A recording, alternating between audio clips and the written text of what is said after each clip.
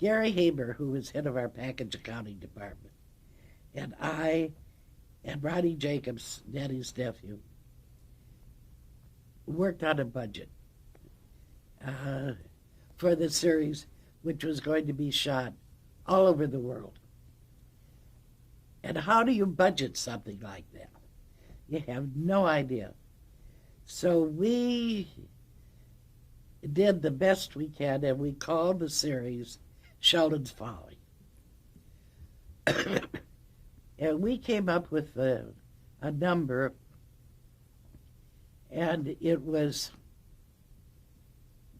a pretty good number, but it wasn't enough to cover production. So we went to NBC.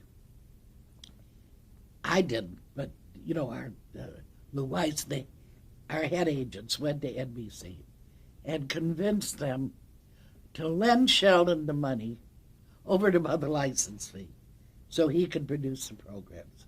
And they got a mortgage on the film. It was a straight business transaction. And, of course, they got paid off. Every dime went back, and Sheldon retained the distribution rights. And we did pretty well on it. And that was such a breaking ground series. Today it's nothing to go different places to film, but here you had a weekly series that was in Hong Kong, that was in Europe, that was in England. And Sheldon had met Fuad Saeed, who was a cameraman, who had designed what he called the Cinemobile, which it looked like a bus, but it had all the camera equipment on it necessary, 35s and 16s. A lot of it we did in 16 millimeter, in various places. And Sheldon financed Fuad to so he could build a couple of these Cinemobiles, as he called them. And we had one problem, though. Fuad was not a member of the Cameramen's Union, the IA union, and they had seniority requirements.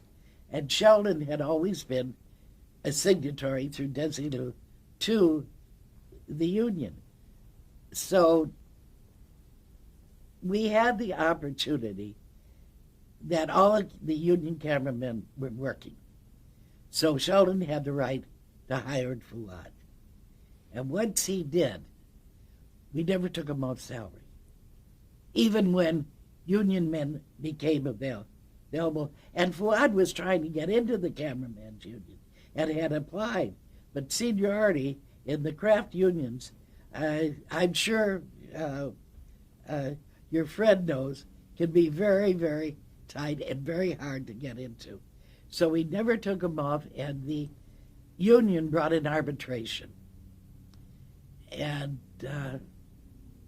I was one of the witnesses, and we won. And I had worked very closely with all the IA unions. When we did the Dick Van Dyke show in Arizona, because Dick had moved to Cave Creek, and we did this, a studio was built outside of Phoenix, outside of Scottsdale. I guess, was that Cave Creek or, God, I can't remember the other town name. Anyway, I met with the IA here, and I said I wanted to treat it. I wanted to go IA, but I didn't want to treat it in some way as a location shoot, because I didn't want to be stuck with a transportation. A lot of the different things that you would if it was home base and you were taking it out of the location. Anyway, we worked it out. So that was, I think, except for the grips, because Arizona is a right-to-work state. But all the crafts were union people. So anyway, we got, that's the digression. We got Fuad in the Cameraman's Union, and it it was a great series. It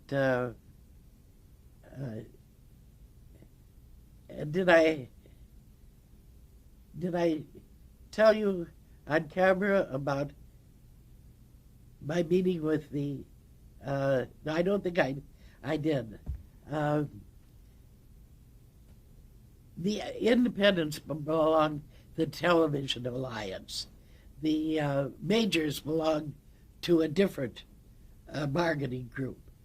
And the Television Alliance met with SAG and writers and that. They negotiated, a different agreement than the majors had. But at one meeting, they had called a meeting because of the lack of employment of minorities and women in the television field. And I was able to announce at this meeting that for the first time, a black man had been hired to be a co-star on a dramatic series, not a comedy. And that was Bill Cosby. And that was the first time this had been done.